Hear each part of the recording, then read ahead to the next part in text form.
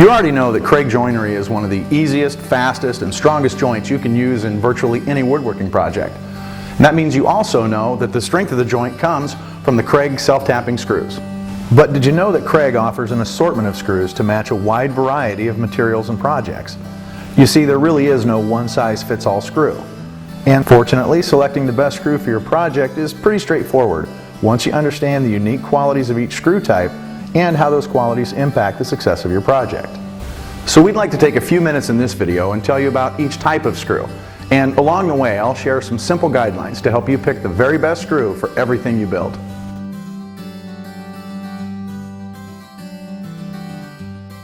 The first thing we need to talk about is composition, or what the screw is made of. Kreg self-tapping screws are available in 3 compositions. Choosing the best one for your project is simply a matter of understanding how moisture will affect the screw. For indoor projects where exposure to moisture isn't really a concern, zinc screws are a good choice. These screws are made from case-hardened industrial quality steel and covered in a thin zinc coating. Keep these screws on hand for bookcases, tables, and any other projects that are going to spend their time inside in a dry, controlled environment. Whenever a project might have some exposure to moisture, you'll want to use a blue coat weather-resistant screw. Blue coat screws are also made from hardened steel, but rather than a zinc coating, these screws are coated with 3 layers of anti-corrosion material for a much greater level of protection. These screws are perfect for all kinds of indoor and outdoor projects, like kitchen and bathroom cabinets where dampness can be an issue, as well as benches, planters, and mailboxes that are outdoors and exposed to the elements. Also, with the corrosive chemicals used in modern pressure-treated lumber, blue coat screws will hold up in the long run. Now, for the most extreme outdoor conditions, you'll want to use stainless steel screws. These are actually designed for maritime applications, such as boat building and repair, which means they're perfect for docks and other structures that will be in or near the water, even salt water. These are also a popular choice for pressure-treated projects.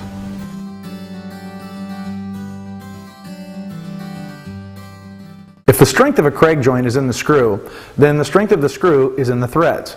And Kreg screws come in 3 thread varieties. There's coarse, fine, and combination, or high-low. And matching the right thread type to the material that you're using is key to making good, strong connections. For softwoods like pine, fir, as well as any type of sheet material, whether it's plywood, particle board, or MDF, a coarse thread screw is the best choice. The deeper threads are less likely to cross-thread in the soft material, and they also have more surface area, which means more strength to resist being pulled out of the adjoining workpiece. When working with hardwoods such as oak, cherry, birch, or maple, woods that tend to be more brittle and prone to splitting, you'll want to use a fine thread screw. The smaller threads also mean a smaller overall diameter, so they exert less outward pressure on the wood. That means you're less likely to split a board and ruin a workpiece. One final option is what we call a high-low screw. This screw actually has a combination of fine and coarse threads that provides the best hold in semi-soft woods like poplar while still minimizing the chance of splitting.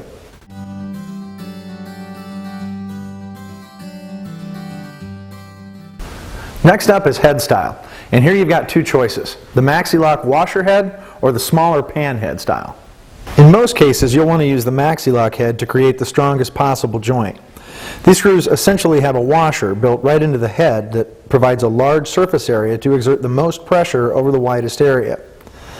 Panhead screws are the preferred choice when working with 1/2-inch thick material or when building with extremely hard woods like ironwood, ipe, or mesquite. The smaller head diameter means they fit inside thinner material better and allow the head to sit below the surface of the pocket hole. The reduced shank diameter makes them less likely to split thin or extremely brittle material.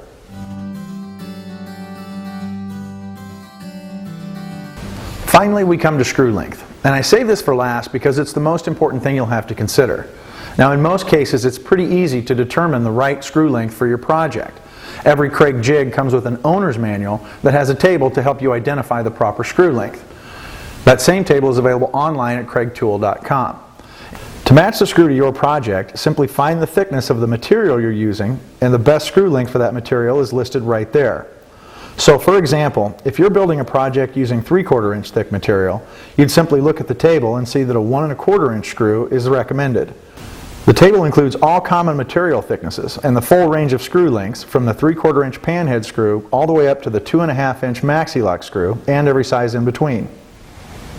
Now, where it can get a little tricky, and we get a lot of questions about this, is which screw do you use if you want to join two boards that are different thicknesses. For example, here I've got a 3/4 inch thick board and I want to attach this board that's 1 inch thick.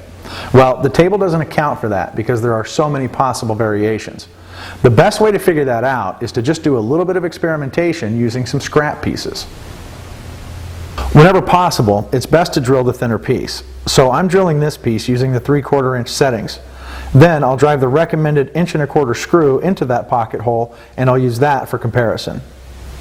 Now, when I set this board up here, we can see a couple of things. First of all, notice that this screw is coming out of the center of this board, which is what we want. And we've got a decent amount of thread in the adjoining piece. But notice how much space there is between the tip of the screw and the edge of the board. That gives us an opportunity to use a longer screw and get a better hold on this thicker, heavier piece. Now take a look at what happens when I step up to a longer screw. This is an 1.5 inch screw. You can see there's still plenty of space between the tip of the screw and the edge of the board. And we've also got a whole lot more thread coming into this piece, so we've got a better hold on this thicker, heavier workpiece. Now this is something obviously that the table isn't going to show you. That's why it's important to do some experimentation to figure out the best screw when you're working with materials that have different thicknesses. Now let's look at this from the other side. For instance, if you have to drill the thicker piece and drive the screw into the thinner piece. It's a little different setup, but you still come up with the answer through experimentation. Okay, so now I want to attach this thicker piece to the bottom of the thinner piece, and I'm going to drill through this face to do it. And I'm going to use exactly the same process. I've gone ahead and made the test piece to show you exactly what's going to happen. So, experimenting to try and find the right screw length here, I started by setting up the jig to drill a 1 inch thick piece of wood, which is what this is. Then I used the screw that's recommended for 1 inch thick material. That's an 1.5 inch screw. And if you take a close look here, you can see that the point of that screw is just going to poke through the face of the plywood, and that's no good. Well, rather than change the setting on the jig, I just backed off the screw length and went to an 1.25 inch screw. Now that's the length of screw that's recommended for 3/4 inch thick material. So the ultimate solution here was to drill this thicker piece using the settings for 1 inch, and then I used the screw that's recommended for this thickness, 3/4 inch. So you might have noticed that there's something of a pattern to this. In the first scenario, when we were drilling the thinner piece and driving the screw into the thicker piece, the proper setting turned out to be setting up the jig for the thin piece and then using the screw that matched the thicker piece. Now when we reversed that, we were drilling through the thicker piece and driving into the thinner piece. Again, those things just switched. We wound up using the jig setting for this thick piece, but we used the proper screw length for the thinner piece. So that's a pretty good rule of thumb, but it's not a hard and fast rule. As these boards get further away from each other in terms of their thickness, say this one gets thicker and this one gets thinner, the experimentation and the trial and error becomes that much more important. So what you need to do is just try these different setups in scrap wood before you start working on your project. That's the best way to find the perfect screw when you're working with boards of different thickness. Thanks for taking the time to watch this video. We hope we've answered all your questions about selecting the best screw for all your Kreg joinery projects. Kreg joinery really is the easiest, fastest, and strongest way to build beautiful projects that will last a lifetime. Be sure to visit KregTool.com for more instructional videos and to learn more about the full line of Kreg jigs and accessories.